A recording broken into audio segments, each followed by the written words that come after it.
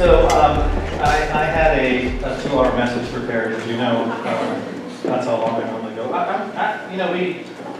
I'm just going to be really quick and to the point here because of the things I think that God has already said and been saying. First of all, I want you to know why this is significant, because in the past, especially if you know Mosaic, if you don't like something, just wait 15 minutes. Is that right? We'll change it. And if it works, we'll still change it because we just have to. And so, but this year is completely different because we're going to keep one series for the entire year. And what will happen is that I will take you through various stories in the book, sometimes in chronological order, but not necessarily being tied to that. I'm going to take you from stories from Genesis all the way through the end of the book of Revelation. And most of these stories are things that have spoken to me and have shaped me and color and who I am, but also why I do what I do, what my wife and I do what we do. The thing that will change over the sections that I'll cover will be the middle line. Like this morning, we started off with the word beginnings. And so I'm starting off in the Old Testament, and it's not really a Genesis story per se. In fact, the verse I'm going to read to you in a few moments will be out of 1 Peter. But it has its roots in Genesis in the beginning of time. And so as I get to this, I'm going to condense this thing into about 10 minutes, so you're not going to have to sit too long. Wait a minute, I'm supposed to stay on the carpet, right? Okay. Got buzz there for a moment. So here's what's happening. You know what? Actually, let me just go old school. Let's just go right to the verse. How about that? 1 Peter chapter 2, verse 5. Peter, this is the Peter that you know and love and have maybe experienced and identified with out of the biographies or the Gospels of Jesus. And so he's writing at a time when folks who are followers of Jesus are experiencing a really difficult time in their lives. And let's be very frank and adult about some of these things. If you live in America, if you live in the West, we do not experience persecution. I mean, if someone doesn't like you or some representative of a particular Christian tribe, gets snubbed on television, that is not persecution. That's just somebody who violated his contract. And so, who's worth $60 million? But the point is that Peter was writing to people who were experiencing physical assaults and possessions were being taken from them and losing jobs or positions. I mean, it did matter if you were a follower or not because you had to know for sure that this was true because now it was costing something. And so some folks believe, this was written about the time that Emperor Nero was unleashing his fury and madness on the followers of Jesus, who would have been mostly known as followers of the way. The term Christians didn't come up until later, and it was used as a kind of a derogatory, disparaging term. Oh, you're a Christian, which is, oh, you're just a little Jesus. What's interesting to me is that when people of God didn't call themselves Christians, outside people did. Now that we do call ourselves Christians, most folks don't think we are. And so Peter writes this verse to encourage, the whole letter is meant to encourage people who are going through a difficult time. And this is out of chapter 2, verse 5. It says this, you also, like living stones, are being built into a spiritual house to be a holy priesthood, offering spiritual sacrifices acceptable to God through Jesus Christ. Now I want to take you briefly to, can you put up that stone picture? This is partly what he's talking about. This is an area known as Tel Gezer in Israel. It's east of Jerusalem, about 15 miles. And it's hard to get the perspective of this. I had a challenge finding photos that show people standing by this. But some of this is a story and a half, 2 stories tall. And they're a story and 2 stories down. And so what would happen is that there was a beautiful, rich custom that's not unlike what happens here in the West, where there's a significant battle or someone of significance from a certain city or a certain place. We erect a monument, some sort of plaque or a statue or something to mark the spot. This was a significant time in history. We shouldn't forget this in our story. This area here was rarely inhabited by the Jewish people. This was a piece of land that was given to the tribe of Ephraim that they never really took full possession of. And on top of that, they allowed and put up with, or just, what's the word I want? Well, I guess allowed, that's really what it comes down to, a large segment for almost all of Israel's history to be inhabited and live there, Canaanites, some of the original inhabitants. The very people God says, I need you to move these folks out because it's not going to be a healthy place for you guys to continue to mix. And they didn't. But what makes that significant, those stones, is this. You see, when a significant spiritual or political event happened in a field, a battle was won, a king did something amazing, or God, or whoever God it was, because it wasn't just tied to Jewish culture. If your God did something really amazing, you would put up a large stone to mark the spot. Now you're going to read, if you're familiar with the scriptures, often God will say, get 12 stones and stack them, or put up set up a stone and mark this. And it seems like they're always piling up rocks. It's partly this. And at that spot is about 5,000 years of civilization is underneath that. This, it looks like it's, may not seem like it, but this was like a very high place or a little hill, kind of like that godforsaken territory I walked yesterday, Trumbull Canyon hiking. And by the way, I was lied to. There's no Dorito Schnitzel at the end of the trail.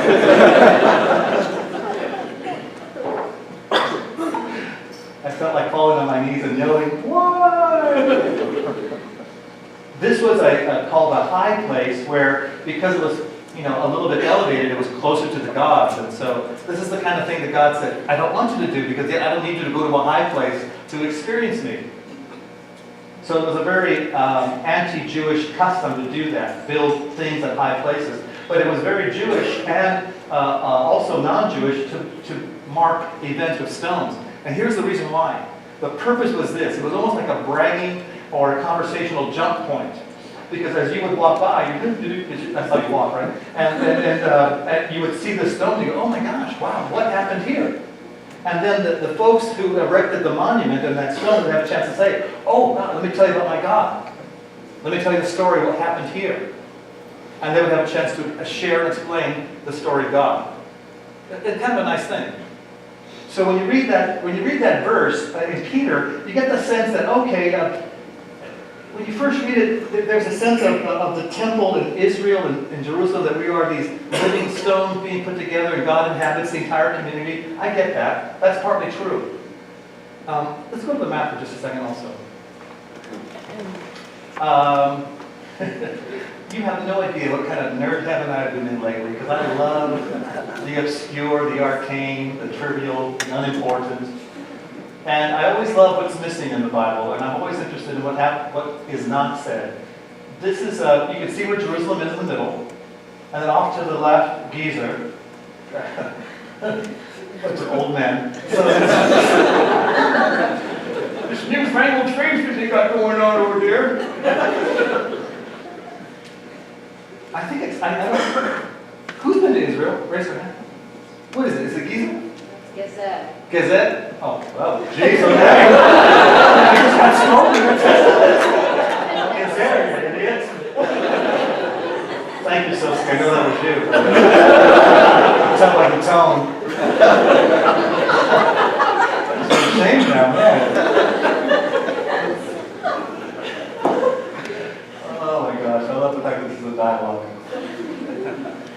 You recall, I've said over the years that what makes Israel significant, like it seems like this far away, out of the way country. Why did God show up there? Why didn't He show up in New York? Or why didn't He show up in Rome? Why did He come there? And the reality is, this was the center of the known world and civilization. I mentioned that Israel had this huge H cut into it, that all the international trade routes went through Israel, and it went through these Gezer specifically. And here are the two roads. I'm going off screen, I know that. This was important. The Via Maris, the way of the sea, the King's Highway, and then possibly the Jericho Road. That from Gezer all the way to the King's Highway, crossing the Jordan River. That's the only east-west route that cuts across Israel. Now here's what you have to know, is that everything that was traded, from monkeys to spices to meat to money to cloth to dyes for colors, camels, slaves, everything went through the Via Maris. And if you control the Via Maris and the road to the King's Highway, you control world trade. You see, Gizeh was a very wealthy city. It was huge. It had large walls for protection. And it was very important that that city was held by people that would matter. It mattered to them to influence the world and to influence others. Now, you've heard me say, maybe in public and in private, that the best storyteller wins the culture. And I think, as followers of Jesus, we have a pretty good story. But often we tell it in a very goofy way. And so the parallel here is this. When those stones are set up, that's only one of 10 places in all of Israel where you can find those standing stones still, quote, standing. Which tells you a little bit about who was there and what mattered to them. Whoever put up those stones, and it's not Jewish, they wanted to tell everybody that would come throughout the world, let me tell you about my God.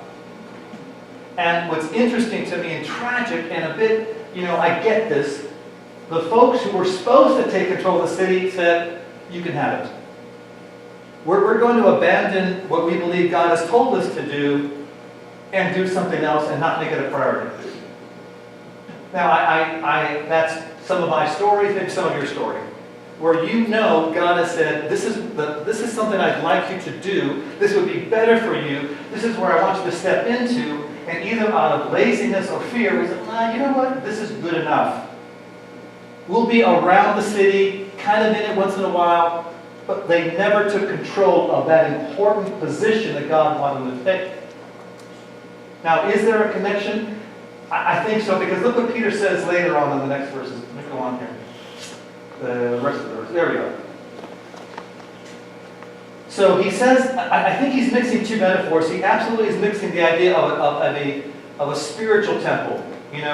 How many of you, when you grew up going to church, whether it was a Catholic tradition or perhaps a non-Christian tradition or the church that you're part of, when you went to church, you were told this is the house of God? Remember? You ever heard that? I recall I grew up in Huntington Park, and that has nothing to do with Huntington Beach. And at all, negative. And we went to St. Matthias Church in Huntington Park, and it was a little wooden church, and I was just being myself, and my mom said, "Shh, you gotta be quiet. This is the house of God." And my mom was a clean freak. I mean, just obsessed, and like taking the toothbrush to the sidewalk. And so I got used to seeing like that's how things were supposed to be. And so I would look around this place, and it was old and cobwebby and paint peeling, and the floor looked ratty. It's a lot like this place. And then the thing is that it would be, I remember thinking, this is God's house? Like, wow, how bad off is he? This is his place. And then, of course, the temple was magnificent. It was one of these gorgeous buildings, and we talked about that with Herod and what he built and what he did. And so, the students and the friends of Jesus would say, man, isn't this amazing? And of course, Jesus really is a story. Hey, man, tear this down in 3 days. I raise this up. And John tells us that they misunderstood him. It wasn't the actual building, it was his body he was referring to. And so, of course, the temple is gone by 70 AD, and so there's no longer any temple. And Peter's talking to people like, hey, I know it seems like it's tough, but you're the new living temple. But he's also referencing, I'm convinced, the standing stone phenomenon and culture. Let's read it. Make the master proud of you by being good citizens. Now remember who he's writing to and what are the conditions that he's writing to, that they're experiencing that. It is not good. We would be howling in the streets if we experienced any kind of the challenges that those followers, our brothers and sisters, were experiencing. Be good citizens. Respect the authorities. How many of you, if you don't like the president that was elected, you feel it is your God-given, ordained responsibility to trash him? Just like how many of you, when our president was elected into office, half of you thought the world got saved, and the other half of you thought it just went to hell. And both of you were wrong. Whatever their level. Why? Because they're God's emissaries for keeping order. It's always interesting to me how often well-meaning but incorrectly living followers feel free to insult and criticize our city officials and government and never pray for them, which is clearly stated to do. It is God's will that by doing good, you might cure the ignorance of the fools who think that you're a danger to society. So exercise your freedom by serving God and not breaking the rules. Treat everyone you meet with dignity. Love your spiritual family. Revere God. Respect the government. God places, I believe, His people and His church. The mistake that we've made is to think that He places His people in isolation or in seclusion for the safety of the church. And then, as parents, we do that as well. We don't want our kids riding without a helmet. God forbid that ever happen. Or play by themselves remotely in the street. We jump in at every type of, there's a moment of conflict and they never get a chance to grow up. And I see that this is kind of like an extension of how we think we ought to live as followers of Jesus. Never actually experiencing or always avoiding anything that's not like us. And that is never the story of God with His people. Never the story of God with His people. From the Old Testament to the New Testament, God never takes people out. He puts people in and to push further into the culture. I know our language in Mosaic is to be very large and to change at a macro level. But before any of us can do anything at a macro level, we have to be individuals who follow Jesus at a micro level. And so if you wish to be a world shaker and mover and changer, and there's going to be some of you in here who will do that, you have to be the man or woman who's willing to do it at the private, personal level first. Sometimes the biggest enemy, the biggest battle you will fight is the one that's right here. It's with you. Your biggest critic is you. Your biggest enemy at times is you. Your biggest challenge is going to be you. It always starts and ends with you. You can explain away all the things that have gone wrong as other people's fault and circumstances, your race, your age, your gender, the zip code you were born in, your lack of education, too much education, I went to Biola. There's all sorts of reasons why things have gone wrong. In the end, it's you. It's you. And it's me. And I love the fact when back in the turn of the century when it was London newspaper asked, the question of all the philosophers and thinkers and the citizens of the world, what's wrong with this world? What's wrong with humanity? G.K. Chesterton wrote, me. That's our story. So here's what I'm going to close with. A couple of things. If you're a follower of Jesus, you and I have a debt that we could never repay. Understand that.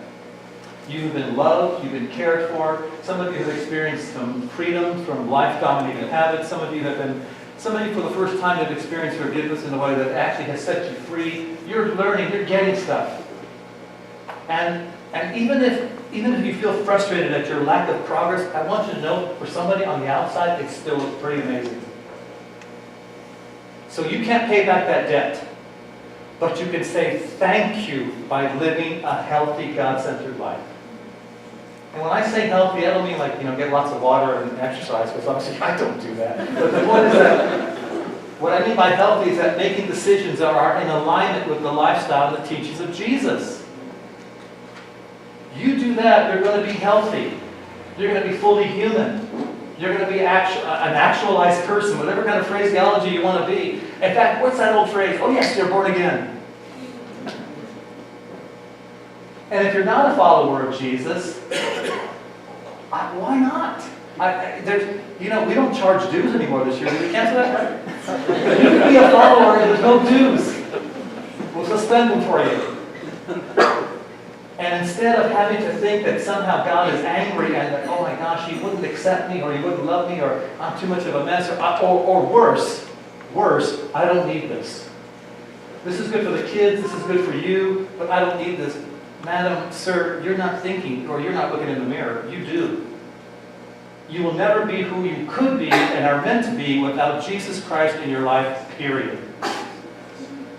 So why not take the gift? It's free. And it will set you free.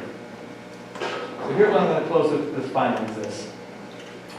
Starting this year, we're going to have a very designated moment of, you might say, an after party. We have balloons there.